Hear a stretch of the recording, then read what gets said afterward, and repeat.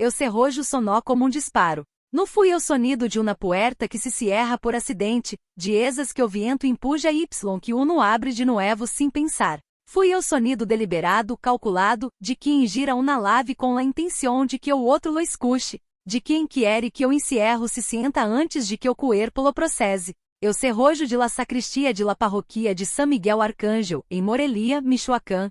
Sonó essa tarde de outubro como eu sonido mais definitivo que Aurélio Escamila Vargas havia escuchado em sus 34 anos de vida. Y deu outro lado de esa puerta, la voz de sua tia Remédios empezou a rezar em voz alta. No rezaba em secreto. No rezaba com la discreção de quem le habla a Deus porque lo necessita. Rezaba para que la escucharan. Para que los feligreses que saliam de la misa de las 5 de la tarde, com sus rosarios em las manos y sus rebosos sobre los ombros y, eu olor a copal todavia pegado em la roupa, escucharam que Remédios Escamila estava rezando por su sobrino.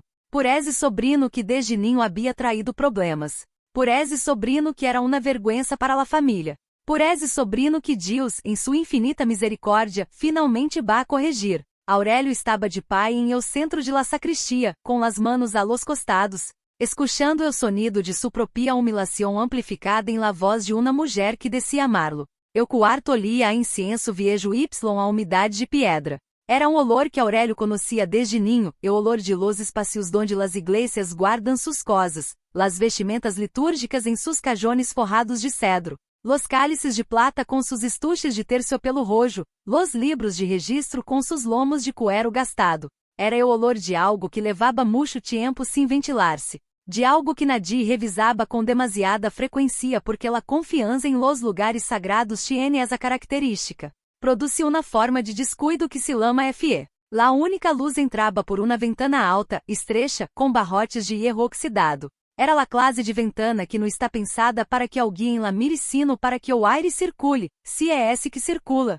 Que em outubro em Morelia o aire tiene su propia agenda. La rendija de luz caía em diagonal sobre o suelo de loseta y iluminava um rincão onde havia cosas apiladas sem ordem aparente. Um candelabro de metal ao que lhe faltava um braço, uma figura de San Miguel com la pintura descascarada, livros de couro com las tapas sueltas, uma sila de madeira com uma pata rota. Y em esse rincão, sobre uma repisa de madeira oscura, uma cajá de madeira com o selo de la parroquia gravado em la tapa. No grande, deu tamanho de las que se usam para guardar documentos ou fotografias, com uma pequena serradura de latão que em esse momento estava assim seguro, com la tapa ligeiramente levantada, como se alguém la hubiera abierto recentemente y no se hubiera tomado la moléstia de cerrá-la del todo. Aurélio la viu desde o primeiro momento em que estuvo solo em el quarto.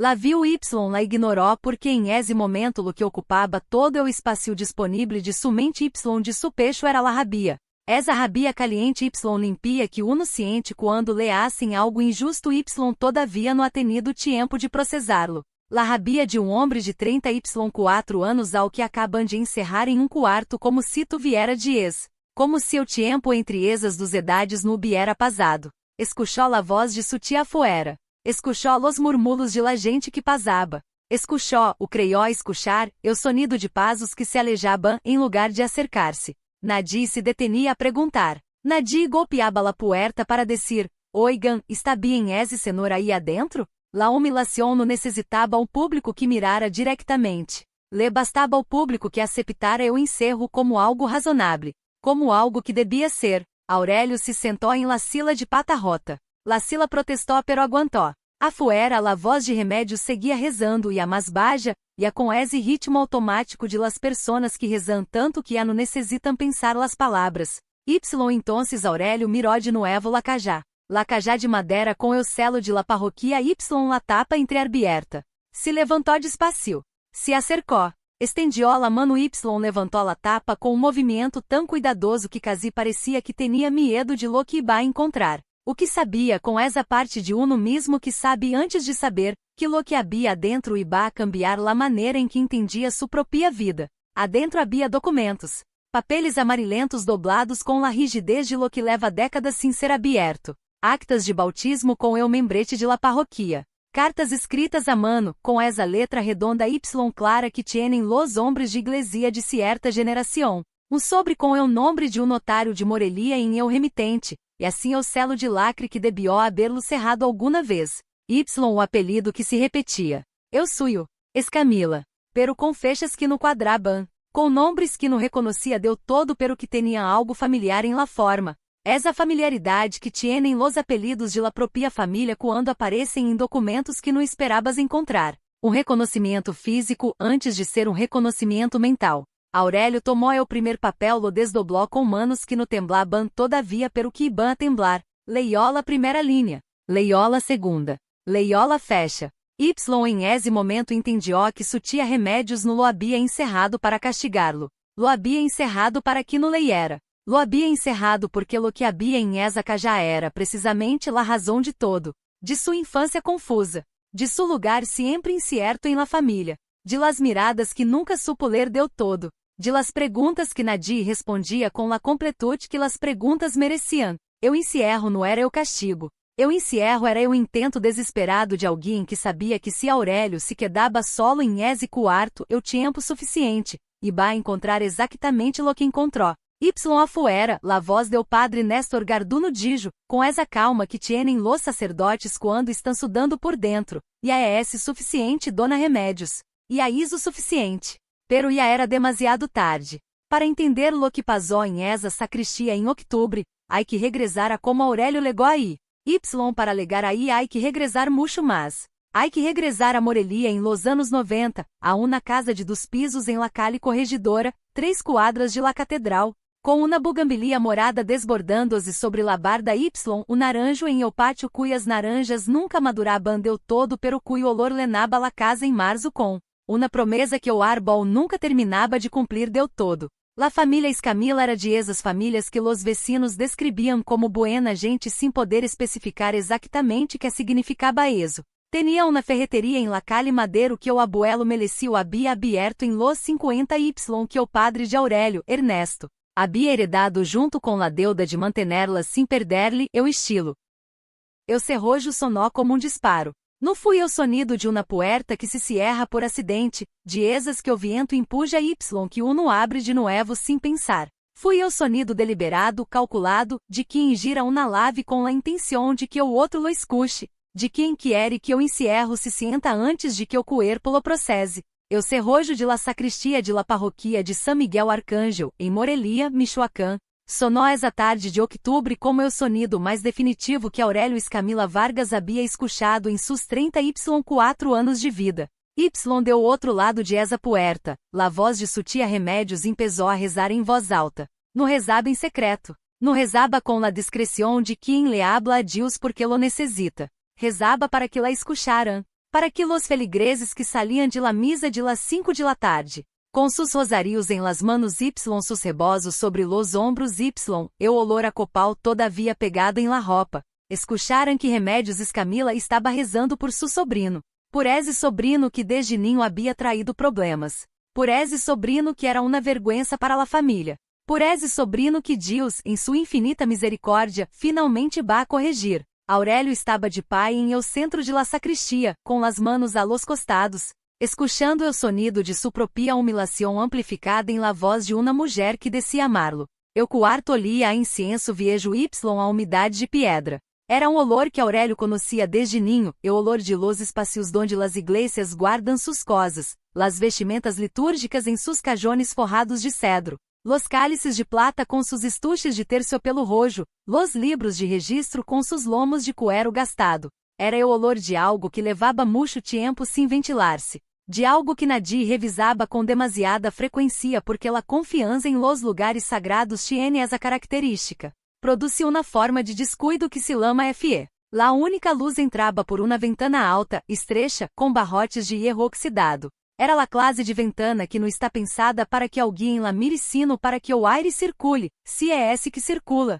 Que em outubro em Morelia o aire tiene sua propia agenda. La rendija de luz caía em diagonal sobre o suelo de loseta Y e iluminava um rincão onde havia coisas apiladas sem ordem aparente.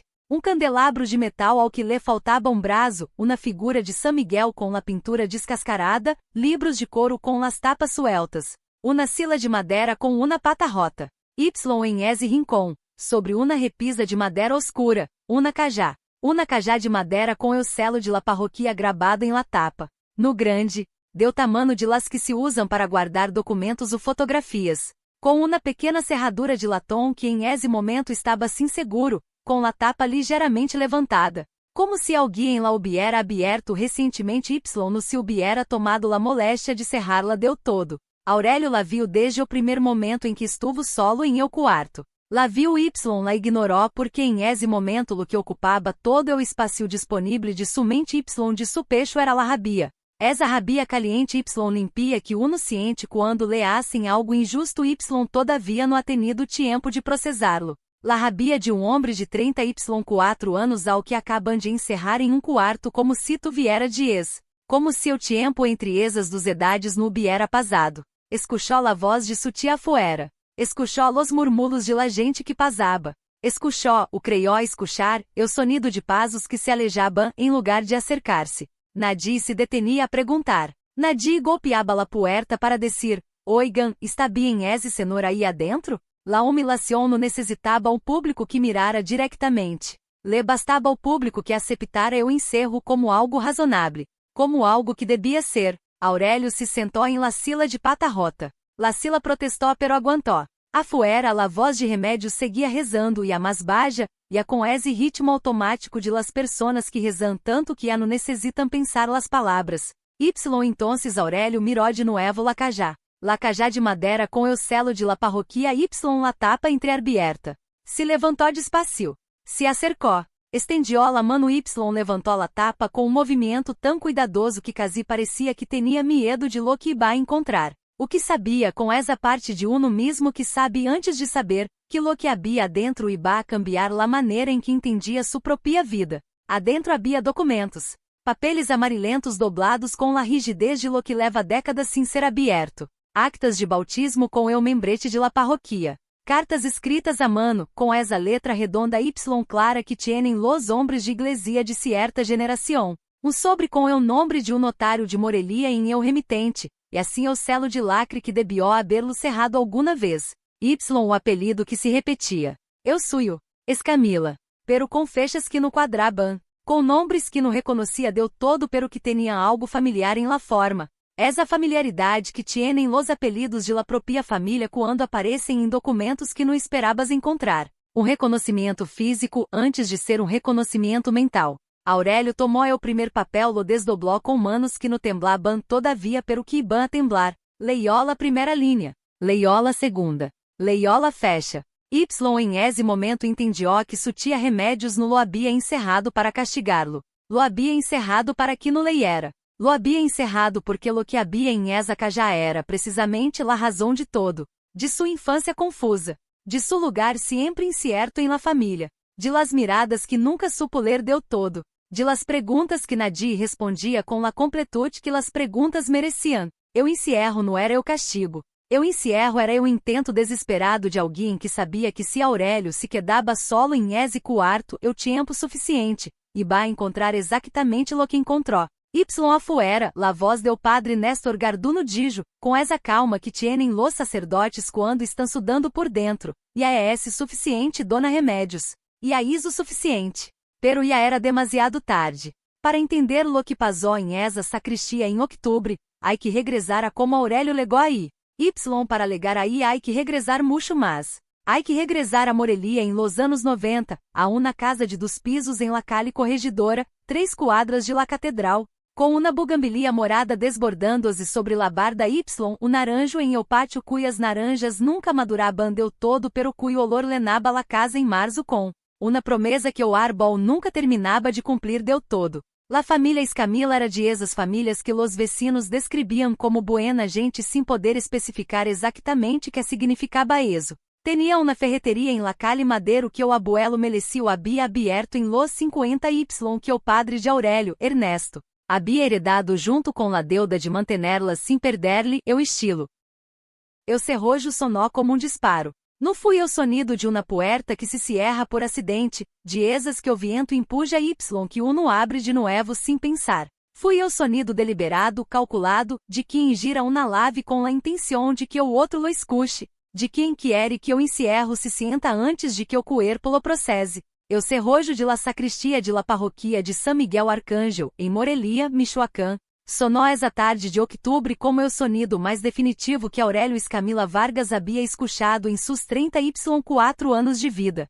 Y deu outro lado de esa puerta, la voz de sua tia Remédios empezou a rezar em voz alta. No rezaba em secreto. No rezaba com la discreción de quien le habla a Dios porque lo necesita. Rezaba para que la escucharan. Para que los feligreses que saliam de la misa de las 5 de la tarde, com sus rosarios em las manos y sus rebosos sobre los ombros y, eu olor a copal todavia pegado em la roupa, escucharam que Remédios Escamila estava rezando por su sobrino. Por esse sobrino que desde ninho havia traído problemas. Por esse sobrino que era uma vergüenza para la família. Por esse sobrino que Deus, em sua infinita misericórdia, finalmente va a corrigir. Aurélio estava de pé em el centro de la sacristia, com las manos a los costados, escuchando el sonido de sua propia humilação amplificada em la voz de uma mulher que descia amarlo. Eu quarto olia a incienso viejo y a umidade de piedra. Era um olor que Aurélio conhecia desde ninho, o olor de los espacios donde las iglesias guardam sus cosas, las vestimentas litúrgicas em sus cajones forrados de cedro. Los cálices de plata com sus estuches de terciopelo rojo, los libros de registro com sus lomos de cuero gastado. Era o olor de algo que levava muito tempo sem ventilar-se. De algo que Nadie revisava com demasiada frequência porque la confiança em los lugares sagrados tiene essa característica. Produziu uma forma de descuido que se lama fe. La única luz entrava por uma ventana alta, estrecha, com barrotes de hierro oxidado. Era la classe de ventana que não está pensada para que alguém la mire sino para que o aire circule, se é esse que circula. Que em outubro em Morelia o aire tiene su propia agenda. La rendija de luz caía em diagonal sobre o suelo de loseta y iluminava um rincão onde havia cosas apiladas sem ordem aparente. Um candelabro de metal ao que lhe faltava um braço, uma figura de San Miguel com la pintura descascarada, livros de couro com las tapas sueltas, uma sila de madeira com uma pata rota. Y em ese rincón, sobre uma repisa de madeira oscura, uma cajá de madeira com el selo de la parroquia gravado em la tapa. No grande, deu tamanho de las que se usam para guardar documentos ou fotografias, com uma pequena serradura de latão que em esse momento estava assim seguro, com la tapa ligeiramente levantada, como se alguém la hubiera abierto recentemente y no se hubiera tomado la moléstia de cerrá-la del todo. Aurélio la viu desde o primeiro momento em que estuvo solo em el quarto. La viu y la ignorou porque em esse momento lo que ocupava todo o espaço disponível de su mente y de su pecho era la rabia. Essa rabia caliente y limpia que uno ciente quando le hacen algo injusto y todavia no ha tenido tempo de processá-lo. La rabia de homem de 34 anos ao que acabam de encerrar em quarto como se tu viera de ex. Como se o tempo entre esas dos edades no hubiera pasado. Escuchó la voz de su tia afuera.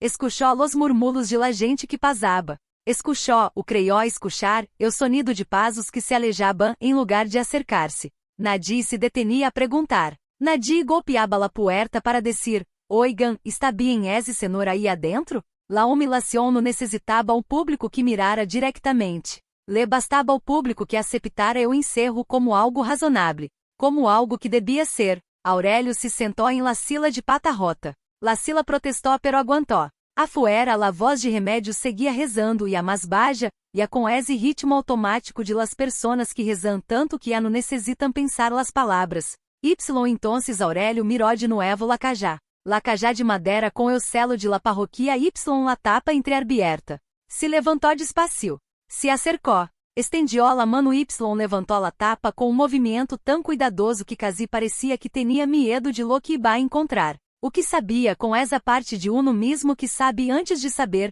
que lo que havia adentro iba a cambiar la maneira em que entendia sua própria vida. Adentro havia documentos. Papeles amarelentos doblados com la rigidez de lo que leva décadas sem ser abierto. Actas de bautismo com el membrete de la parroquia. Cartas escritas à mano, com essa letra redonda y clara que tienen los hombres de iglesia de cierta generación. Um sobre com el nombre de um notário de Morelia em el remitente, e assim o selo de lacre que debió haberlo cerrado alguma vez. Y o apelido que se repetia. Eu suyo. Escamila. Pero com fechas que no quadraban. Com nombres que no reconhecia deu todo pero que tinha algo familiar em la forma. Essa familiaridade que tienen los apelidos de la propia família quando aparecem em documentos que não esperabas encontrar. Um reconhecimento físico antes de ser um reconhecimento mental. Aurélio tomou o primeiro papel lo desdobló com manos que no temblaban todavia pero que iban a temblar. Leiola primeira linha. Leiola segunda. Leiola fecha. Y em esse momento entendió que sutia remédios no lo habia encerrado para castigá-lo. Lo habia encerrado para que no leiera. Lo habia encerrado porque lo que habia em esa já era precisamente la razão de todo. De sua infância confusa. De su lugar sempre incierto em la família. De las miradas que nunca supo ler deu todo. De las perguntas que nadie respondia com la completude que las perguntas mereciam. Eu encierro não era eu castigo. Eu encierro era eu intento desesperado de alguém que sabia que se Aurélio se quedava solo em esse quarto eu tempo suficiente, e ba encontrar exatamente lo que encontrou. Y afuera, la voz del padre Néstor Garduno dijo, com essa calma que tienen los sacerdotes quando estão sudando por dentro, e é esse suficiente dona remédios. E a isso suficiente. Pero já era demasiado tarde. Para entender lo que passou em essa sacristia em outubro, há que regressar a como Aurélio legou aí. Y para legar aí há que regressar mucho mais. Há que regressar a Morelia em los anos 90, a una casa de 2 pisos em la calle Corregidora, 3 quadras de la Catedral, com uma bugambilia morada desbordando-se sobre la barda Y, o naranjo em el pátio cuyas naranjas nunca maduraban del todo pero cuyo olor lenaba la casa em março com uma promessa que o árbol nunca terminava de cumprir del todo. La família Escamila era de esas famílias que los vecinos describiam como buena gente sem poder especificar exatamente que significava eso. Tenia uma ferreteria em la calle Madeiro que o abuelo Melecio había abierto em los 50Y que o padre de Aurélio, Ernesto, había heredado junto com la deuda de mantenerlas sem perder-lhe o estilo. La ferreteria tenia um terreno adjunto que o abuelo Melecio había comprado em los anos 70 como inversão Y que había estado vazio durante décadas, rentado ocasionalmente para estacionamento para bodega, sem que nadie lhe hubiera dado um uso mais produtivo. Aurélio, com sua cabeça de arquitecto, levava tempo pensando em esse terreno como la possibilidade de diversificar o negócio. O almacém de materiais de construção que complementara a ferreteria, que atendiera a demanda crescente de Morelia que se expandia hacia as periferias com desarrolos habitacionais que necessitavam provedores de confiança. Le apresentou o projeto a Lucero Y ao neto. Los dos estuvieron de acordo, com matices Y perguntas que Aurélio respondió pacientemente. Los 3 eram proprietários em partes iguais, era uma decisão que les correspondia a elos. Lo que Aurélio não anticipou foi que Remédios tinha também uma ideia para esse terreno. Remédios queria doná-lo à la parroquia. Não à la parroquia diretamente, sino ao projeto que o padre Néstor tinha em mente desde há anos. Um centro comunitário católico que serviria de espaço de reunião para os grupos parroquiais, de salão de catequeses, de lugar de encontro para as organizações de jovens y mulheres que a parroquia coordenava. Era um projeto legítimo, bem intencionado, que respondia a uma necessidade real do bairro. Pero era um projeto sobre um terreno que não era de Remédios sino de los 3 hermanos Escamila. Y Remédios había estado hablando de él com o padre Néstor como se la donação fuera um hecho. Como se o terreno lhe perteneciera de uma maneira que não tinha nada que ver com los documentos legais pero que tinha todo que ver com a autoridade moral que ela creía tener sobre la família. Quando Aurélio se enterou de que la conversação com o padre Néstor había legado ao ponto de discutir planos Y presupuestos para um terreno que ela não podia donar sim, eu acordo de sus sobrinos, fui a hablar com ela. La conversação foi em la casa de la calle Corregidora, em la sala donde o abuelo Melecio había recebido clientes Y donde la abuela Dolores había cozido durante décadas Y donde a hora Remédios vivia rodeada de muebles que eram los mesmos de sempre pero que em sua presença se sentia mais rígidos, mais definitivos como se los muebles também hubieran adoptado sua postura. Aurélio foi respetuoso.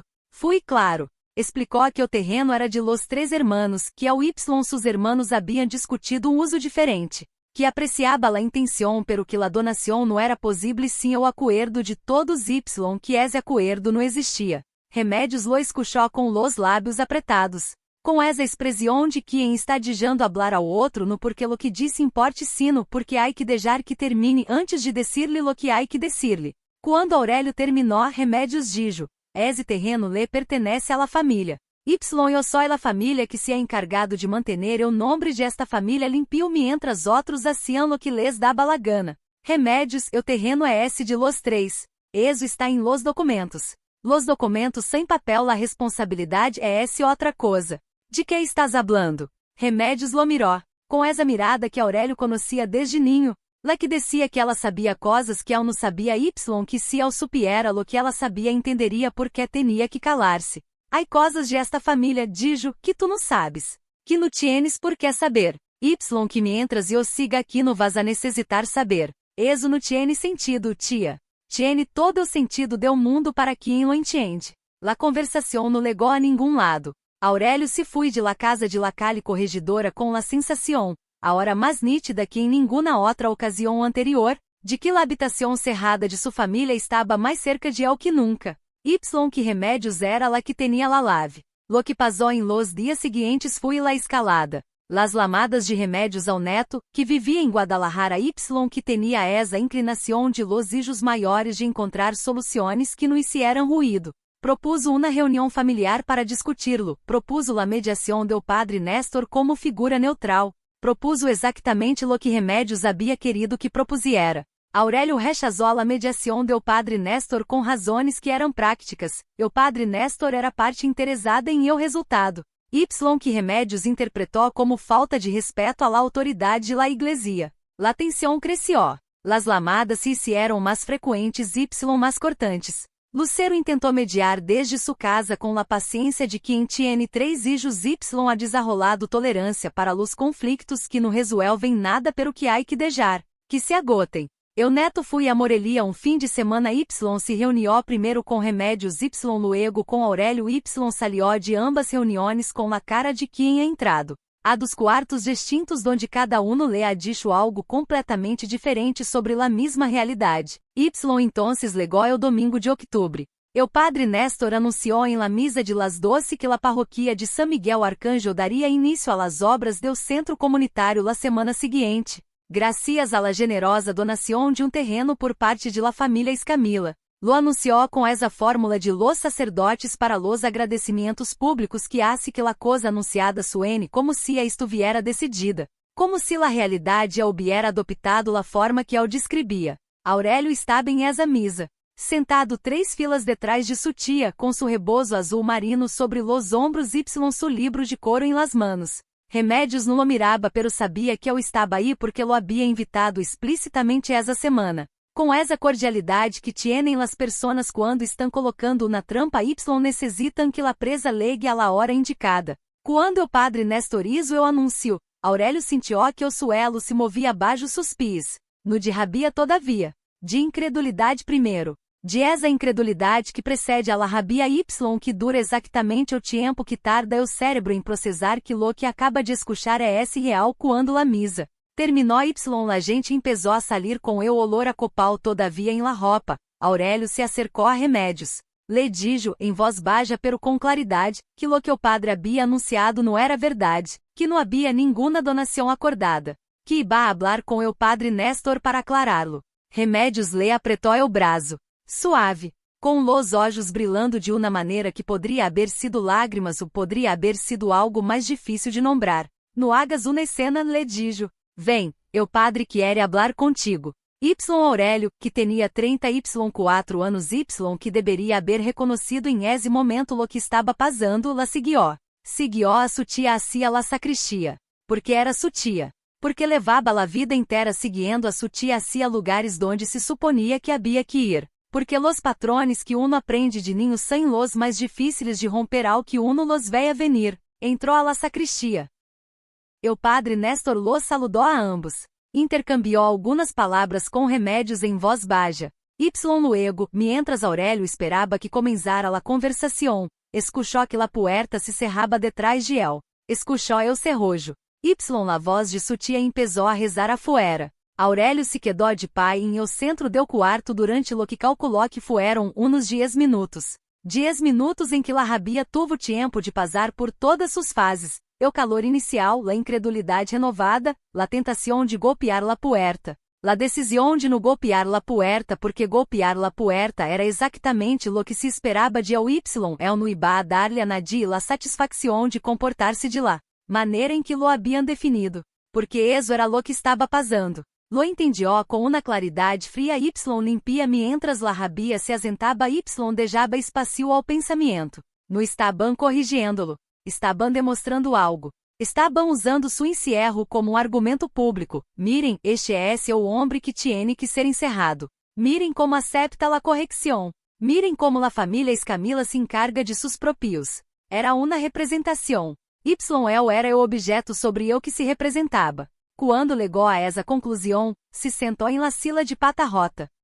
Foi entonces quando viu la cajá. Los documentos em la cajá de madeira no estaban organizados. Estaban apilados com la aleatoriedade las cosas que se guardam com la intenção de ordená-las algum dia esse dia nunca lega. Aurélio los revisou com cuidado, com la meticulosidade que tinha para los planos los proyectos. Com essa capacidade de ler em o desordem uma estrutura que o ordem abria eixo mais fácil pero que o desordem também revelava, solo que com mais trabalho. Las actas de bautismo eram as primeiras. Várias de distintos anos, todas de la parroquia de San Miguel. Los bautismos ordinários de uma parroquia que leva décadas registrando los nascimentos del bairro. Pero entre elas havia uma que tinha o nome Escamilla uma fecha que Aurélio calculou rapidamente, 4 anos antes de que el nasciera. O nome em el acta era Porfírio Escamilla Garduno. Aurélio leyó esse apelido dos vesses. Garduno. O mesmo apelido que o padre Néstor. Se quedou mirando o papel com a sensação de estar em um de esos momentos em que a realidade se reorganiza antes de que uno haya terminado de processar a reorganização. Como quando uno encontra uma pieza de rompecabezas em o lugar incorrecto de pronto vê que não estava em o lugar incorrecto sino em o lugar exacto que lo cambia todo. Porfírio Escamilla Garduno. Porfírio. O nome que nadie mencionava. O nome que su padre havia descrito como o hermano de abuelo que se havia ido por um problema de dinheiro. O nome que remédios cambiava de tema quando aparecia. Escamilla por o abuelo. Garduno por o padre Néstor. Um familiar de o padre Néstor? Um sacerdote de la parroquia de décadas atrás com o mesmo apelido? Revisou mais documentos. Encontrou cartas. Eram cartas manuscritas, com fechas de los anos 70 y 80, escritas com a letra redonda y meticulosa que Aurélio havia visto em documentos de la parroquia. Las cartas não tinham destinatário explícito ao princípio, solo la frase de apertura, querido Ernesto. Y la firma ao final era uma inicial y um apelido, N. Garduno. N de Néstor. Las cartas eram sobre Porfírio. Aurélio las leyó despacio, com o coração haciendo esse ritmo acelerado que tiene quando o cuerpo sabe antes que la mente que algo importante está pasando. Las cartas describiam a um ninho que vivia com a família Escamilla, que havia sido acogido segundo na carta de los anos 70, que era apresentado como o sobrino de Melecio para evitar perguntas. Las cartas hablaban de la necesidade de proteger o nome, de mantener o acuerdo, de que ciertas cosas debiam quedar-se entre las partes que las conocem. Em uma carta de 1978, com a letra mais apretada que las anteriores. Como se o espaço del papel no fuera suficiente para contener lo que havia que decir, estava lo que Aurélio havia estado buscando sem saber que buscava. O ninho deve saber em algum momento quem é esse su padre verdadeiro. Eso não podemos negárselo para sempre. Pero o momento não é essa a hora. O momento não pode ser mientras eu siga em esta parroquia. Lo que pido, lo que necessito, é esse que remédios entenda que su silencio não é esse traição sino protecção. Que lo que se cala aqui se cala por amor, no por vergüenza.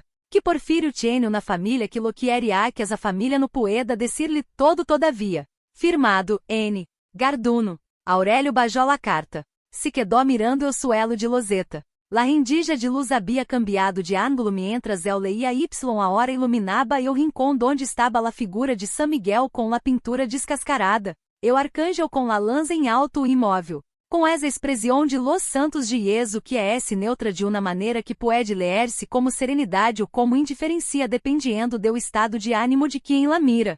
O padre Néstor Garduno era o padre de Porfírio. Porfírio era hijo de um sacerdote de alguém de la família Escamilla. Criado em secreto bajo la protección de um acuerdo que levava décadas sosteniendo-se com el silêncio de todos los involucrados. Aurélio buscou mais. Encontrou lo que faltava em eu último documento deu fundo de Lacajá, um acta de nascimento que não era de bautismo sino civil, com eu selo deu registro civil de Morelia, com la fecha de 1971, com eu nombre deu ninho y eu nombre de la madre era Dolores Escamila, la abuela de Aurélio, eu padre estava registrado como no reconhecido, pero había una nota ao margem, escrita com la mesma letra de las cartas que descia, Néstor Garduno, acuerdo verbal, testigos, Melecil Escamila y Remédios Escamila, Remédios havia sido testigo deu acuerdo desde o princípio, desde antes de que Aurélio nasciera, desde antes de que su padre Ernesto fuera adulto. Remédios havia cargado esse secreto durante décadas com a mesma certeza com que cargava su FEY sus rezos y su presencia constante em la parroquia. Y no lo havia cargado sola, lo havia cargado junto ao padre Néstor, com quem tinha uma relação que não era solo de feligresa y sacerdote sino de cúmplices em la administração de uma verdade que haviam decidido que era demasiado peligrosa para viver ao aire. El ruído deu cerrojo desde afuera interrompió sus pensamientos. Aurélio levantou la vista. La puerta de la sacristia se abrió. El padre Néstor entrou solo. Cerró la puerta detrás de él, esta vez sin lave. Su cara era la de homem que havia calculado que tinha o controle de la situação y que ahora, ao ver la caja abierta y los papeles em las manos de Aurélio, estava recalculando com la velocidade que dá o pânico quando alguém que levava tempo creyendo-se seguro entende que não está. Eso não te corresponde a ler, dijo o padre Néstor. Su voz era tranquila, demasiado tranquila para la situação. Era la voz de alguém que ha aprendido a hablar com calma quando está assustado porque la calma é lo único que lhe queda. Dode está mi tio Porfírio? Perguntou Aurélio. O sacerdote não respondió de imediato. Miró los papeles. Miró la cajá. Miró Aurélio com essa evaluação de quem está decidindo quanto descer, como enquadrá-lo, que parte de la verdade pode entregar-se sem que o resto se derrumbe. Há coisas que são mais complicadas de lo que parecem em papel, dijo o padre Néstor. Há coisas que são exatamente lo que parecem, respondió Aurélio. Esto é uma de elas. Afuera, la voz de Remédios se havia silenciado. Aurélio não sabia se porque haviam legado las palavras do padre Néstor hasta ela ou porque ela havia escuchado su propia voz através de la puerta y havia entendido que algo havia cambiado. O padre Néstor se sentou em o banco de madeira que havia junto à la parede. Por primeira vez em la vida de Aurélio, viu ao sacerdote sentar-se sem la postura de quem ocupa uma posição. Se o peso cerimonial de la sotana y la autoridade. Se sentou como se sienta homem viejo que leva muito tempo de pai. Tu abuelo Melecil era meu amigo, dijo. Desde jóvenes. Antes de que eu entrará ao seminário. Aurélio esperou. Dolores y eu. Não fui algo que planeamos. Pausa. Fui antes de minha ordenação. Eu todavia não era sacerdote. Pero quando la ordenação legó y Dolores estava embarazada, las coisas já eram como eram. E a estava o compromisso com la iglesia. E a estava o escândalo que abria-se se sabia. Y Melecil eligiu a sua esposa. Eligiu também a seu amigo. Não há muita gente que hace eso. Que pode hacer eso? Eligiu encobrir. O padre Néstor não dijo nada eso. Que também era uma resposta. Y Porfírio? Insistiu Aurélio. Porfírio cresceu em essa casa. Como meu sobrinho que todos diziam que era. Fui a la escola. Tuvo uma vida. Mi papá decía que se fui por problema de dinheiro. Porfírio se fui porque quando cumprió 20 anos empezó a hacer perguntas. Las mismas perguntas que tu sempre hacías. O padre Néstor lo miró. Entendes agora por que tu tia sempre fui assim contigo? Aurélio sentiu algo que não era exatamente frio pero que tinha a temperatura do frio. Uma compreensão que legava no solo ao intelecto sino ao corpo. Porque me pareço a él. O sacerdote não respondió. Que era de novo, la resposta mais honesta que podia dar. Adonde fui Porfírio quando se fui? Se fui ao norte. Tijuana primeiro. Luego cruzó. Pausa. Hace uns 15 anos me legou uma carta. Estava em los Estados Unidos, em Califórnia. Tinha uma família. Le respondiste? Le respondi. Y ia no escribió mas. Aurélio tuvo que hacer esforço consciente para não levantar-se, para não mover-se. Para manter-se em um lugar físico que era a única maneira de manter-se em um lugar mental que necessitava para processar todo o que estava escuchando. O quarto de la sacristia de pronto se sentia diferente. Seguia oliendo a incienso viejo y a umidade, seguiam estando los candelabros rotos y los libros de couro com las tapas sueltas. Seguia siendo eu mesmo quarto de cosas olvidadas. Pero a hora era também o quarto donde décadas de secreto haviam vivido sin que nadie entrará a abrir-lhes las ventanas. Y remédios? Eu padre Néstor suspiró. Suspiro que tinha décadas adentro. Remédio sabe todo desde o princípio. Ela foi lá que convenceu a sua madre de manter o acuerdo. Ela foi lá que se encargou de que nadie perguntara lo que não devia perguntar-se. Lá que se quedou a cuidar a sus padres. Lá que hizo uma pausa, lá que pagou o precio mais alto de todos. Qual precio? Eu de dedicar sua vida a sostener algo que não era suyo, a proteger secreto que lhe quitou a possibilidade de tener la suya. Aurélio pensou em remédios, em sua solteria, em suas décadas de vida organizada alrededor de la parroquia de la família, de las obrigações que nadie lhe havia pedido explicitamente pero que ela havia assumido como se fueram propias. Pensou em todas las vezes que la havia visto rígida, controladora, incapaz de relajar la guardia. Y entendió que la rigidez não era carácter. Era a postura de alguém que leva muito tempo sosteniendo algo pesado y que já não sabe como soltar ao que quisiera. No la desculpaba. Lo que le habían hecho esa tarde, eu encierro, la humillação pública, seguia siendo lo que era. Pero lo enmarcaba de uma maneira distinta. Lo ponia em la larga cadena de danos que o secreto produz quando se lhe permite viver demasiado tempo. La puerta de la sacristia volvió a abrir-se. Esta vez fui Remédios quem entrou. Entrou com el rebozo apretado sobre los ombros, com el rosário em la mano derecha, com essa expressão que Aurélio havia visto desde nenhum y que a hora. Com todo lo que sabia, leía de maneira completamente diferente. Não era a expressão de alguém que está a ponto de dizer algo. Era a expressão de alguém que já não pode seguir calando-lo. Viu Lacajá. Viu los papeles em las manos de Aurélio. Viu ao padre Néstor sentado em el banco com los ombros caídos. Algo em sua cara se rompió. No de golpe, no de maneira dramática. Se rompió de la maneira em que se rompem las coisas que levam muito tempo bajo presión. Com uma grieta pequena que de pronto já não pode contener-se que produz no uma explosão sino um derrumbe. Assentamento lento de todo lo que havia estado sostenido em seu lugar por esforço que já não podia sostener-se mais. Remédio se sentou em la única sila disponível, que era la de pata rota.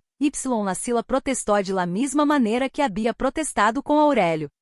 Remédios que sempre tinha la espalda recta, se doblou um pouco hacia adelante, com el rosário entre los dedos com los olhos cerrados. Ya lo sabe, dijo o padre Néstor. Não era uma pergunta. Ya lo sabe, confirmou Aurélio. O quarto de la sacristia estuvo em silêncio durante um tempo que Aurélio não habría podido medir. Afuera, los sonidos de la tarde de domingo em Morelia continuaban sua existência indiferente. O tráfico em la calle corregidora. O repique de las campanas de la catedral a lo lejos, las voces de los ninos que jogaban em el átrio. O ruído ordinário de uma cidade que não sabia não tenia por que saber lo que estava passando em esse quarto pequeno com olor a incienso há décadas de secreto. Remédios habló primeiro. Loíso despacio, com pausas largas, com a voz de quem sabe que lo que está dizendo não pode ser tomado de vuelta uma vez dicho que essa é esse, precisamente, la razão para decirlo. Contou a história desde o princípio. Desde Dolores Néstor Garduno, que se haviam conhecido em la juventude del bairro. Quando Néstor todavia era simplesmente o hijo del carpinteiro de la calle Hidalgo no el padre Néstor de la parroquia de San Miguel. Contou o embarazo, la decisão de Néstor de não abandonar sua vocação pero de não abandonar tampouco a Dolores de la maneira mais brutal. Contou o acuerdo com Melecio, que era o tipo de acuerdo que solo pode hacer-se entre personas que se querem de verdade que confiam de verdade. Tu cuidas a minha esposa, e eu cuido tu nombre, los dos cuidamos ao ninho. Contou a vida de Porfírio em la casa de la calle corregidora. Como eu sobrino que todos diziam que era. Como eu ninho que cresceu sabendo que havia algo que não encajava deu todo pero que aprendió, como aprendem los ninos, a não insistir em las perguntas que não tienen resposta. Hasta los 20 anos. Porfírio se parecia a usted, le dijo Remédios ao padre Néstor, com uma voz que já não tinha acusação sino algo mais cercano a la constatação. Quando se deu conta de que se parecia, quando empezó a sumar las cosas, fui a buscar-la a usted directamente. O padre Néstor cerrou los olhos. E eu lo negué, dijo o sacerdote. Fui lo peor que hice. No em eu sentido deu pecado. Em eu sentido deu dano. Lo negué porque o miedo fui mais grande que o amor. Y el se fui. Y usted lo dejó ir. Lo dejé ir remédios no dijo nada mais por um momento. Luego dijo dirigindo-se a Aurélio. Quando tu empezaste a hacer las mismas perguntas que él, de ninho, e eu te vi. Te vi de la mesma maneira em que lo havia visto a él. Y tuve miedo. Eu mesmo miedo que eu tuvo, senaló o padre Néstor, pero com resultados diferentes. E eu decidi que se lo protegia, se lo alejaba de las perguntas, se me assegurava de que nunca legara lo mesmo que legou Porfírio, ao menos no iba a perder-se. Ao menos iba a quedar-se. Me controlou, dijo Aurélio. Durante 30 anos me controlou. Si. Hoy me encerró. Si. Por quê? Que pensou que iba a pasar se eu hablaba com o padre sobre o terreno? Remédios lo miró. Em seus olhos havia algo que Aurélio nunca lhe havia visto y que tardou um momento em reconhecer, vergüenza. Nula vergüenza que ela lhe havia atribuído a él durante décadas. La suya propia. La que havia guardado donde guardava todo lo demais. Pensei que se poniam a discutir se o assunto do terreno se hacía grande, se intervenia um notário, se revisavam los documentos de la ferreteria. Hizo uma pausa. Há papeles em el arquivo de la ferreteria que tienen el nombre de Porfírio. Que tienen la história. Que levam aqui. Y eu não queria que legara aqui. No de esa maneira. No por uma peleia de dinheiro. Aurélio la miró durante um momento largo. Luego miró o padre Néstor, que seguia sentado com los ombros caídos y los ojos em el suelo. Miró la cajá de madeira com seus documentos. Miró la ventana alta com su rendija de luz que a hora, e a mais avançada la tarde, no entrabacino que havia desaparecido. Dijando o quarto em la penumbra uniforme de los espacios que se oscurecem antes que o cielo exterior. Y perguntou la única pergunta que lhe quedava. Sabem dónde está Porfírio? O silêncio que seguiu foi diferente a todos los silêncios que haviam lenado esse quarto. Tenia la textura específica de las personas que sabem algo y que estão calculando se esse é o momento de decirlo ou se há que seguir cargando-lo. Fui o padre Néstor quem habló. Em 2010 recebi na lamada. Não fui eu quem lamó. Fui Suíjo, um jovem que descia a lamar-se Rodrigo Garduno, que vivia em Fresno, Califórnia, que sabia que seu padre havia nascido em Morelia y que queria saber se todavia havia família aqui. Y que le dije que não sabia de quem me hablaba. Eu quarto absorbió essa confesión com la indiferencia de los espacios que ha escuchado demasiado. Aurélio sentiu la rabia volver, pero diferente. No la rabia caliente deu encierro. Uma rabia mais fria, mais triste, mais parecida ao duelo. La rabia de entender que o dano não fui solo de Porfírio sino também de Rodrigo, eu ijo que não sabia quem era seu abuelo. Que havia lamado buscando respostas y havia recebido eu mesmo silêncio que havia recebido todo eu que se havia acercado demasiado a esta história. Tienen o número de esa lamada? Perguntou Aurélio. Eu padre Néstor lo miró. Guardei o número, dijo. Não sei por que lo guardé. Supongo que uno guarda lo que sabe que vê a necessitar quando e no pueda seguir com lo que tiene. Aurélio salió de la sacristia com los papeles em el sobre de Manila que encontrou em el cajón de la repisa. Com o número de teléfono que o padre Néstor escrevió em el margem de uma hoja de papel de la parroquia com la letra todavia firme de quem ha pasado décadas escrevendo. Y com a sensação de que o encierro que havia durado 2 horas essa tarde era em realidade o encierro mais largo de sua vida saliendo finalmente por la puerta que sempre havia estado aí, esperando solo a que alguém se quedara o tempo suficiente para encontrá-la. Afuera, o atrio de la parroquia de San Miguel estava casi vazio. O sol de outubro em Morelia tenia esse naranja profundo que tiene la luz quando e está a ponto de ir-se. Quando o cielo empieza a preparar-se para la noche com essa paleta de colores que hace que hasta los edifícios coloniales parezcam pintados em um momento de sua maior beleza. Las bugambilias sobre o muro do átrio eram moradas com essa intensidade que solo tienen em outono. Las campanas estavam em silêncio. Aurélio se parou em o átrio y respirou. Respirou o aire de outubro em Morelia. Que olía tierra húmeda de luvias recientes y a la fritura de los puestos de comida de la plaza y a ese olor suave de copal que sempre flota alrededor de lá. Iglesias como se los edifícios lo exudaran de sus piedras. Pensou em Porfírio. Em um homem que havia crescido em la mesma casa que su padre, que havia tenido la mesma abuela, que havia hecho las mesmas perguntas y havia recebido o mesmo silêncio. Y que ao final havia elegido ir-se porque quedar-se com eu silêncio era um preço que não podia pagar. Pensou em Rodrigo, eu hijo de Porfírio. que había lamado desde Califórnia buscando família Y había recebido la negação de um sacerdote que tinha demasiado miedo para ser honesto. Y pensou em lo que iba a ser. Los dias que siguieron fueron los mais ocupados y los mais estranhos de la vida adulta de Aurélio Escamilla. Estranhos porque la vida cotidiana siguió, la ferreteria, los clientes, las facturas, el café de ola de las mananas em el vaso de barro que había sido de su padre. Y ao mesmo tempo em paralelo estava essa outra vida que havia empezado em la sacristia Y que não podia pausar-se mientras la cotidiana seguia. Lamó Lucero primeiro. No porque fuera la meio ursino porque Lucero era la que processava las coisas com mais calma. La que podia escuchar algo difícil Y no reacionar de imediato sino tomar-se o tempo de entender-lo antes de decir lo que pensava. Lucero escuchou todo em silêncio. Quando Aurélio terminou, rubo na pausa larga Y luego dijo, Y, como estás tu? Essa pergunta, tão simple, tão directa com essa orientação assim é o antes que assim a los eixos, foi lá que a Aurélio lhe custou mais responder, porque a verdade era que não sabia como estava.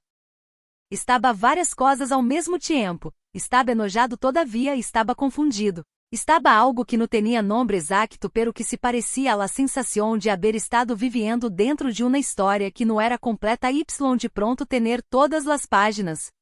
No sé, dijo, eso es honesto, dijo Lucero. Luego lamó ao neto. El neto reacionou de la maneira em que o neto sempre reacionava a las coisas difíceis, com uma combinação de negação inicial Y luego, uma vez que a negação se agotava com uma disposição prática. Dijo que havia que hablar com o abogado sobre los documentos. Dijo que lo deu terreno iba a tener que resolver-se por separado. Dijo que remédios iba a necessitar tempo. Dijo todo lo que se disse quando uno tiene que processar algo Y, la única maneira de processar-lo que uno conoce es convertir-lo em uma lista de ações. Aurélio lo deixou hablar. Y quando o neto terminou le dijo, lo deu terreno puede esperar. Lo que no puede esperar é esse Porfírio. Rubo una pausa. Quer vazar a ser? Lamar ao número. O número que o padre Néstor lhe havia dado era eu de Rodrigo Garduno, eu hijo de Porfírio. O número de Califórnia com o código de área de Fresno. Aurélio lo marcou desde seu departamento em Morelia, martes por la tarde. Sentado em la mesa de la cocina com o café de ola a la mitad Y la vista em el naranjo del pátio que se veía desde la ventana. O teléfono sonou 4 vezes. 5. Contestou um homem jovem em espanhol com o ritmo particular do espanhol de alguém que lo habla em país donde não é esse o idioma principal. Fluido pero com essa pequena distância deu que lo usa mais em la casa que em la calle. Aurélio dijo su nombre. Dijo que era de Morelia. Dijo que tinha informação sobre la família de seu abuelo. O silencio que seguiu tuvo uma duração que Aurélio memorizou como o silencio mais cargado que havia escuchado em teléfono. Mi abuelo Porfírio? Dijo la voz. Sí. Quem é esse usted para él? Creo que somos família, dijo Aurélio. Lo que no sé todavia é esse exatamente como. Lo que Rodrigo Garduno contou em essa primeira lamada foi pouco Y suficiente. Era hijo de Porfírio Escamilla, que havia legado a Califórnia em los anos 90 Y que havia construído uma vida aí. Trabalhou em la indústria agrícola do Vale de San Joaquim. Conheceu a uma mulher de origem mexicana cuja família era de Sinaloa, tuvo dos hijos. Deu que Rodrigo era o maior. Porfírio nunca habló de Morelia de maneira extensa. Decía que havia tenido na família pero que essa família Y o haviam tomado caminhos diferentes. Decía que México era de lo que uno viene, no de lo que uno é esse. Rodrigo tinha 28 anos. Havia estudiado contabilidade. Vivia em Fresno. Y dos anos antes de essa lamada, Porfírio havia muerto de um infarto, rápido, sem sinais prévias, de los que no dan tempo de despedir-se. Quando Rodrigo dijo eso, Aurélio sentiu algo que não esperava. No exactamente dolor por alguém que não havia conhecido. Sino la versão específica do duelo que se tiene por las cosas que poderiam haber sido Y no fueron. Por eu encontro que no pudo pasar porque los anos Y los miedos Y los silêncios haviam construído demasiado entre eu ponto A Y eu ponto B me desculpo. Dijo Aurélio. Por quê? Porque quando lamaste ao padre de la parroquia há 10 anos, te dijeron que não sabiam de quem hablabas. Eso foi mentira. E eu não sabia nada de eso todavia, pero lo supe hace poucos dias. Y alguém entenderia que haver respondido diferente quando lamaste. Outro silêncio. Mas corto. Que pasó? Dijo Rodrigo. O porquê me lama agora? Y Aurélio lhe contou. Le contou todo o que havia encontrado em la cajá de la sacristia. todo lo que o padre Néstor lhe havia dicho, todo lo que Remédios lhe havia confessado. Le contó com la misma precisión com que su madre Esperanza le havia ensinado a ler, sem saltar-se las partes difíceis, sem buscar o final antes de tiempo, confiando em que la história completa tiene mais valor que la história conveniente. Rodrigo escuchó. Quando Aurélio terminou, o silêncio do outro lado foi largo. Y luego, o padre Garduno sigue vivo? Si. Y sabe que mi padre murió, no se lo havia dicho nadie. Leve a decir? Aurélio considerou a pergunta durante um momento. Queres que lo haga? Quero que lo haga. Si. Pausa. Eu tiene que saber que perdió ao hijo dos veces. Que la primeira vez fui porque tuvo miedo. Y que la segunda vez fui porque o miedo durou demasiado. Fui ao dia seguinte quando Aurélio fui à la casa do padre Néstor, que vivia em uma casa pequena adjunta à la parroquia. La casa que sempre haviam tenido los párrocos de San Miguel com su jardim de naranjos y su puerta de madeira com el marco talado que parecia de outra época porque era de outra época. O padre Néstor lo recebió sem surpresa. Estava sentado em la sala com um livro aberto que claramente não estava lendo, com uma taça de café de ola e a fria sobre la mesa de centro. Com essa expressão de alguém que ha estado esperando uma visita que não sabia exatamente quando legaria pero que sabia que iba a legar. Aurélio le dijo que havia hablado com Rodrigo. Le dijo que Porfírio havia muerto 2 anos atrás. O padre Néstor recebió essa notícia sem mover-se, sem cambiar la postura, sem hacer ninguno de los gestos que hacen las personas quando recebem algo que duele. Se quedou completamente quieto, com la taza de café fria em la mano. Y sus olhos se llenaram de lágrimas com la lentitud de algo que ha estado reprimido durante muito tempo y que finalmente, quando ya não há razão para reprimir-lo, sei-o com uma calma que é mais triste que o lanto. No dijo nada. Aurélio tampouco. A veces la única coisa correcta que se pode hacer é quedar-se em el quarto com alguém mientras lora, sem lenar o silêncio, sem apresurá-lo. Sem converti-lo em algo que se resuelve antes de que haya tenido tempo de ser lo que tiene que ser. O café seguia frio sobre la mesa. Las naranjas do jardim seguiam sendo las naranjas de esos árboles que prometem y no terminam de cumplir. Las campanas de la catedral sonaram a lo lejos com esse sonido que em Morelia é o pulso de la cidade. O ritmo que mide o tempo com uma regularidade que no distingue entre los dias ordinários y los dias que cambiam todo. Quando o padre Néstor habló, lo hizo com uma voz que era irreconhecível. No la voz del sacerdote ni la voz del hombre de autoridade. Era la voz de um homem viejo que alegado ao final de algo y que solo entonces entiende o preço completo de lo que eligió. Debia haberlo reconhecido, dijo. 40 y pico anos de sacerdócio y lo único que quero que se me recuerde é esse eso. Que debia haberlo reconhecido. Aí o nieto, dijo Aurélio. O padre Néstor lo miró. Rodrigo. Tiene 28 anos. Vive em Califórnia. Y quiere conocer la história completa. Los siguientes meses fueron lentos y fueron rápidos ao mesmo tempo. Lentos em el sentido de que las coisas que importam não se resuelvem deprisa. Que la reconstrução de lo que o silencio destrui necessita o tipo de paciência que uno não pode apresurar-se a tener. Rápidos em el sentido de que uma vez que certas verdades quedam em el aire, ya não podem volver a guardar-se. Y la vida tiene que reorganizar-se alrededor de lo que ya não pode ser ignorado. Remédios tardou 3 semanas em lamar a Aurélio. Lo hizo em uma manana de martes, quando eu estava em la ferreteria revisando o inventário.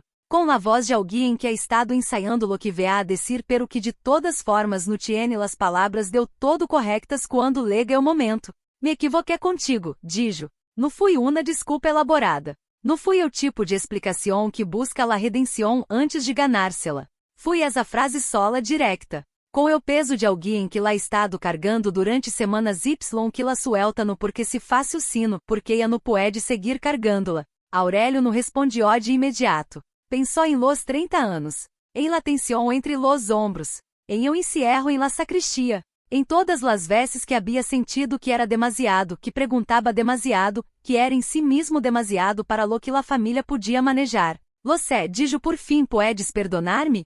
No sé todavia. Pero puedo intentarlo. Era honesto. Era lo que tenia.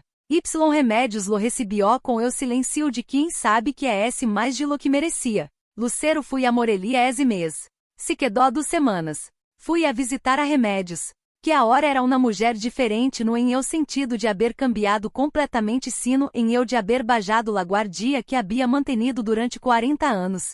Uma mulher mais pequena de alguma maneira, em eu sentido de que a no tenia que lenar o quarto com a presencia que havia necessitado para sostener o secreto. Uma mulher que tomava café de ola em la cocina y hablaba de las flores del jardim y de las telenovelas que ponia em la tarde com uma naturalidade que era nueva. Que se sentia frágil pero real, como las primeiras hojas de los árboles después de la temporada seca. Fui Lucero quem organizou, com la logística tranquila que tenia para esas coisas, la primeira lamada de vídeo entre o padre Néstor y Rodrigo.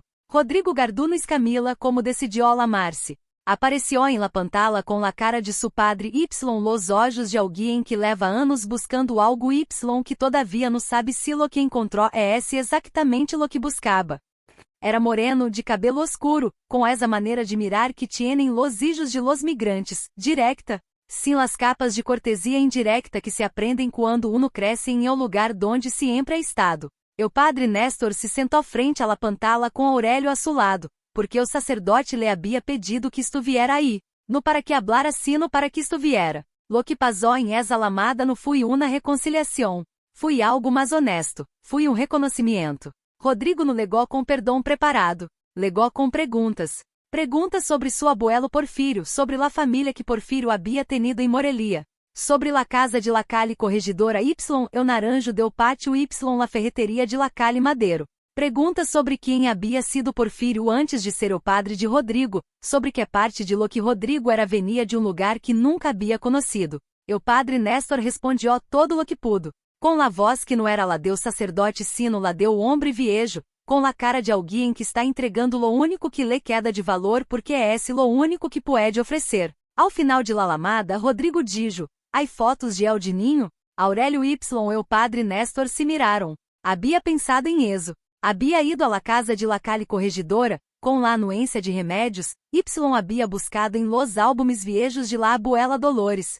Em esas cajas de cartão donde las famílias guardam o tempo em papel fotográfico. Havia encontrado fotos. No muchas. Pero havia. Porfírio de 5 anos com uma pelota de hule em el pátio. Porfírio de 10 com la camisa blanca de la primeira comunião.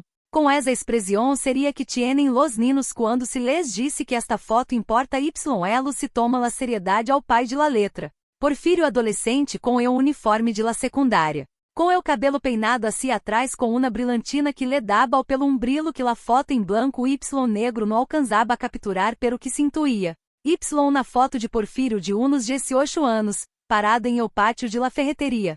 Com las manos em los bolsillos y uma expressão que Aurélio reconheceu com um peso em el pecho porque era sua própria expressão, la que ponia quando estava em um lugar donde se sentia incômodo pero que não iba a mostrar, la expressão aprendida de quem sabe que está demais pero que todavia não se ha ido.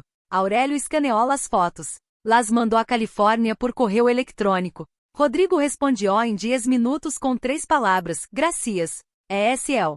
O assunto do terreno se resolvió, finalmente de uma maneira que Nadia habría predicho em setembro. O padre Néstor, em um de los gestos mais concretos que pode ser o homem de F é quem tenta reparar algo, renunciou formalmente ao projeto do Centro Comunitário y comunicou à la dióceses que la parroquia no iba a receber la donação.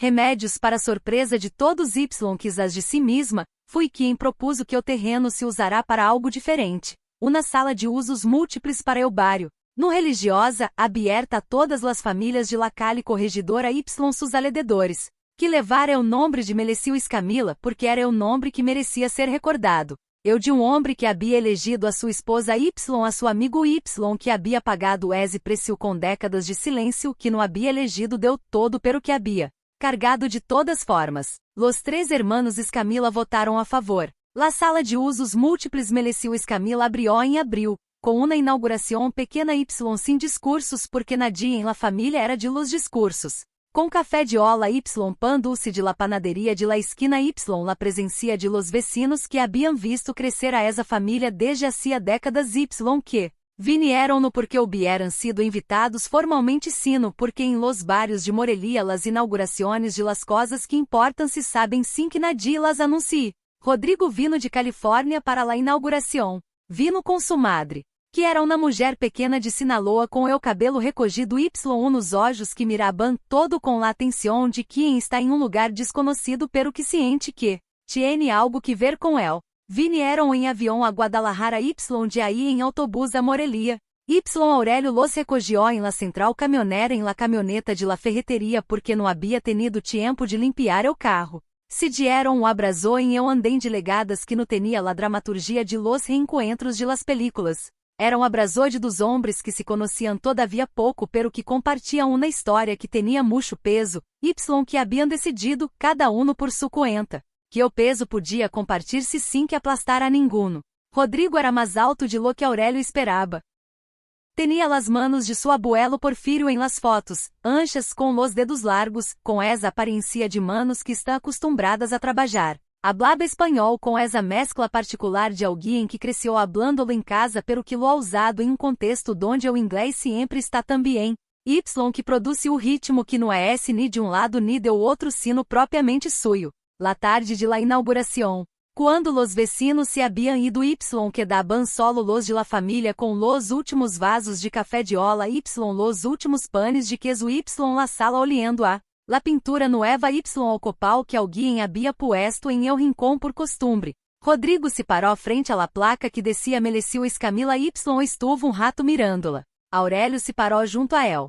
No lo conocí, dijo Rodrigo. Ni eu tampouco, dijo Aurélio. Se murió quando eu era niño. Como era? Aurélio pensou em las historias que Ernesto havia contado a veces, em la maneira em que los vecinos viejos lo recordaban, em la foto que Aurélio tenia em la ferreteria de Melecil jovem com el delantal de trabalho las manos abiertas hacia la câmara. Era de los que eligem a las personas antes que a los principios, dijo, lo qual no siempre es lo correcto, pero quando es correcto, es lo mais valioso que puede hacer alguém. Rodrigo asintió. Siguió mirando la placa. Quero traer a mi hermano la próxima vez, dijo, para que vea esto. Hay lugar, dijo Aurélio.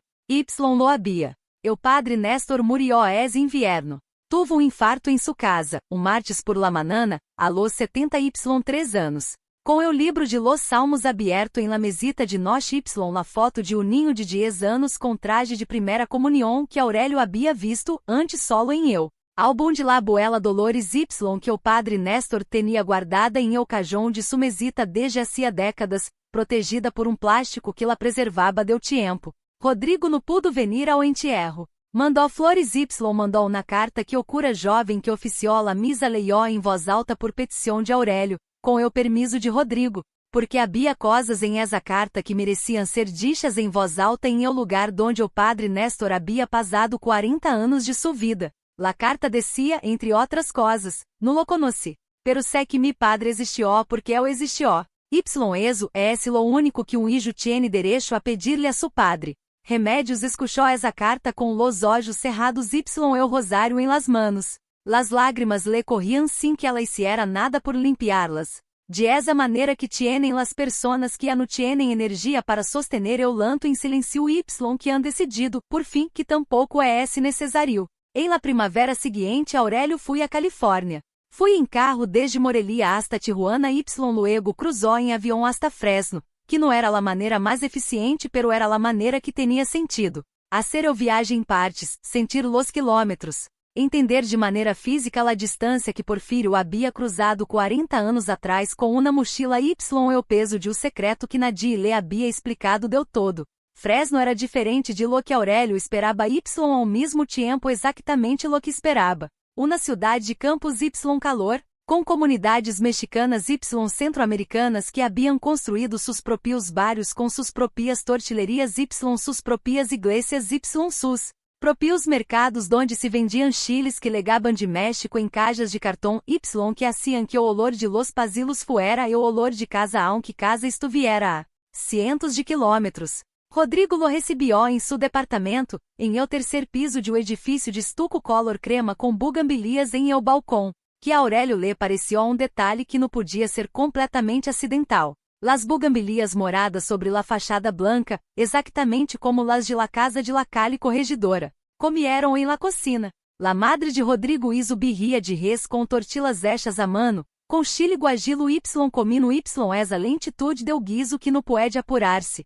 que necessita las horas que necessita para que los sabores se vuelvan una sola cosa. Comieron com água de Jamaica y com el rádio incendido em uma estação que pasaba música nortena, y eu hermano de Rodrigo, que tinha 18 anos y eu mismo cabelo oscuro y las mismas manos de Porfírio em las fotos. Perguntou Aurélio Cosa sobre Morelia com la curiosidade directa de los jóvenes que não aprendido todavia a disimular que querem saber. Aurélio les habló de la catedral y de los portales y del mercado y del mole negro y de los naranjos que nunca maduraban deu todo y de las campanas que suenam a las horas com essa regularidade que com el tiempo deja de oír-se como sonido y se convierte simplesmente em el ritmo de fundo de vivir em um lugar específico. Les habló também de Porfírio. De lo que sabia, que não era mucho pero que era real. Eu ninho de las fotos com la pelota de hule, eu adolescente com eu uniforme de secundária. Eu jovem de las manos em los bolsillos com la expresión de quem sabe que está demais pero que todavia não se ha ido. Les habló de Melecio, que lo había criado como a um igual que não lo era.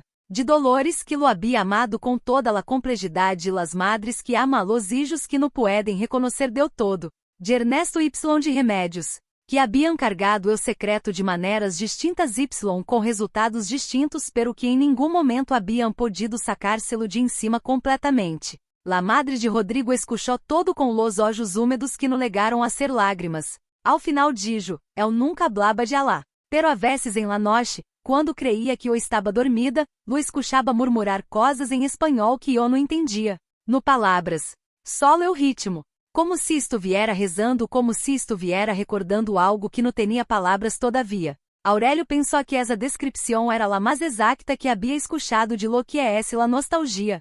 El ritmo de algo que se perdió antes de que uno tuviera las palavras para nombrarlo. Antes de ir-se de Fresno, Rodrigo leu algo. Era uma caixa pequena de metal de las de galetas, de esas que sobrevivem décadas porque são demasiado bonitas para tirar aunque não tenham galetas. Rodrigo dijo que era de las cosas de su padre, que la había guardado com sus papeles. Y que quando había revisado lo que había adentro había entendido que no le correspondia a el sino a la família de Morelia. Aurélio la abrió. Adentro había cartas. Muchas. 3. Com el membrete de la parroquia de San Miguel Arcángel. Com la letra redonda y meticulosa que Aurélio ya conhecia. Cartas que o padre Néstor havia escrito a Porfírio em los anos 90, depois de que Porfírio havia cruzado.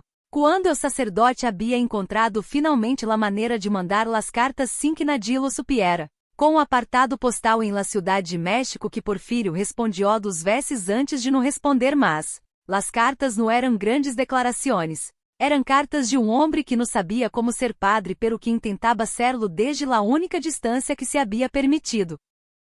Hablaban del clima de Morelia, de las fiestas patronales, de los cambios em el barrio, y em medio de esas cosas cotidianas de vez em quando, uma frase que era lo que las cartas realmente decían, espero que estés bien, quisiera saber como te vea, se algum dia quieres escrever, aqui estou. La última carta terminava com, sé que não tenho derecho a pedir-te nada, pero se pudiera saber uma sola coisa de mim, quisiera que fuera esta. Que no pasó um solo dia sin que pensar em ti. Eso no te lo puedo devolver, pero é esse lo único verdadeiro que tenho. Firmado. NG. Aurélio dobló las cartas. Las guardó em la cajá de galetas. Se la quedó mirando o momento. Pensou em el padre Néstor com la foto de Porfírio em el cajón de la mesita, protegida por um plástico que la preservava del tiempo. Pensou em Porfírio em las noches de Califórnia murmurando el ritmo de algo que não tinha palavras. Pensou em Rodrigo buscando a família de seu abuelo com o número de teléfono de la parroquia donde alguém lhe dijo que não sabia de quem hablaba. Pensou em el cerrojo de la sacristia, em el sonido que sonou como um disparo, em los documentos que encontrou no porque los hubiera buscado sino porque la vida veces es así, te encierra em el cuarto exacto donde está lo que necessitas encontrar. Y eu encierro que parece o castigo resulta ser o caminho. Essa noite, em el quarto do hotel barato de Fresno donde se hospedava. Com a ventana aberta ao ruído nocturno de la Ciudad Y, el olor a tierra de los campos que legaba desde las afueras, Aurélio escrevió uma carta. No ao padre Néstor, que había muerto. No a Remédios, com quem havia tenido las conversações que eram necessárias. La escrevió a Porfírio. Ao homem que nunca conheceu a Y que era de alguma maneira que los documentos confirmaban pero que o cuerpo había reconocido antes, parte de la misma história. Escribió que lo sentia. Que la família que deveria haberlo recebido não lo había recebido. Que los miedos de los adultos haviam sido mais grandes que su amor Y que eso era de todas las cosas, la mais difícil de perdonar. Que su hijo era buen hombre. Que sus manos eram las mismas manos de las fotos. Que Morelia seguia sendo Morelia, la catedral, los portales e o mole negro, las campanas a las horas. Y ao final escribió, hay quarto en la ferretería que tiene tu nombre en los documentos. Siempre estuvo aí. Solo faltaba alguém que supiera leerlo. Dobló la carta. La guardó en la cajá de galetas junto com las cartas del padre Néstor. La dejaria em Morelia, em el arquivo de la ferretería, junto com los documentos que Clemente não tenia pero que agora se existiam. Junto com las fotos del álbum de la abuela Dolores, junto com todo lo que la família Escamila havia tardado demasiado em decir pero que finalmente después de todo, havia dicho. Eu regreso a Morelia fui em autobús desde la fronteira, com el paisagem del norte de México entrando por la ventana como argumento a favor de la enormidade del mundo. Los desiertos de Sonora com sus saguaros y sus colores impossíveis ao atardecer, el verde que empieza a aparecer conforme uno se acerca ao Pacífico. Los cerros de Sinaloa com sus pinos y su niebla matutina. La bajada cia el bagio com los campos de maíz y los agaves y las haciendas del siglo pasado asomando-se entre los árboles. Aurélio legó a Morelia domingo por la manana. Quando la ciudad todavía olía a la misa de las 8 y a los puestos de gorditas de la plaza y a ese olor específico de las ciudades coloniales que tienen. Piedra y barro y siglos em cima. Fui directo a la ferretería. Lá abrió. Se preparou café de ola em la cocinita del fondo com la ola de barro que havia sido de su padre Y, que hacía o café de la misma maneira em que lo había hecho sempre. Com canela Y, piloncillo Y, e o olor que lena o quarto antes de que o café esté listo. Se sentou em um mostrador com el café Y, la cajá de galetas Y se quedó escuchando el sonido de Morelia em la manana del domingo, las campanas, los carros, las voces de los vecinos, e o ladrido de algum perro em la calle. O ruído ordinário de uma cidade que leva siendo lo que é desde hace siglos Y que não necessita que nadie lhe recuerde quem é esse. Pensou em Rodrigo, que iba a volver em el verano com su hermano. Pensou em remédios que havia lamado la semana anterior para perguntar se necessitava algo, que era sua maneira de dizer que estava disponível para lo que fuera. Que era sua maneira de construir, desde la única postura que tinha disponível, algo que se pareciera ao princípio del princípio de la reparação. Pensou em Lucero Y em el neto, que seguiam sendo sus hermanos com toda la complicação de los hermanos. Com los desacuerdos Y, las distâncias Y, los momentos de claridade que tiene la irmanda quando uno se acuerda de por que importa. Y pensou, com uma calma que não havia sentido em muito tempo, que o secreto que havia vivido em sua família durante décadas não era solo uma história de dano. Era também, ao que para verlas e havia que parar-se em el lugar correcto Y mirar em la direção correcta. La história de personas que haviam amado de maneiras equivocadas Y que em alguns casos haviam tenido la valentia tarde. Suficientemente tarde para haber causado dano pero no demasiado tarde para ser algo diferente, de intentar hacerlo melhor. La cajá de galetas estava sobre o mostrador, junto ao café. Adentro las cartas. Las fotos. Los documentos. La história completa com todas suas páginas, com las partes feias Y las partes que todavia podiam hacer-se bien. Afuera, las campanas de San Miguel tocaram.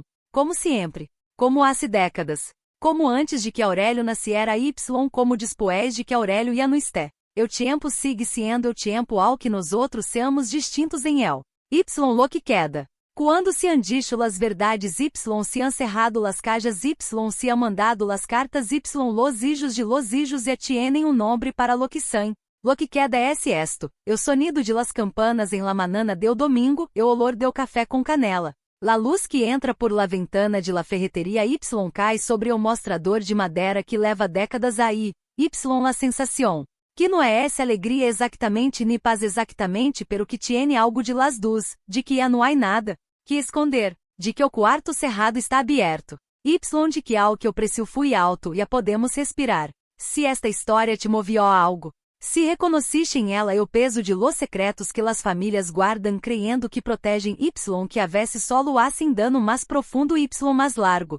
Entonces ya sabes que em Historias para Destraite tenemos uma história nueva para ti todos os dias. Histórias de famílias que se rompem y de personas que encuentran los pedaços em los lugares mais inesperados.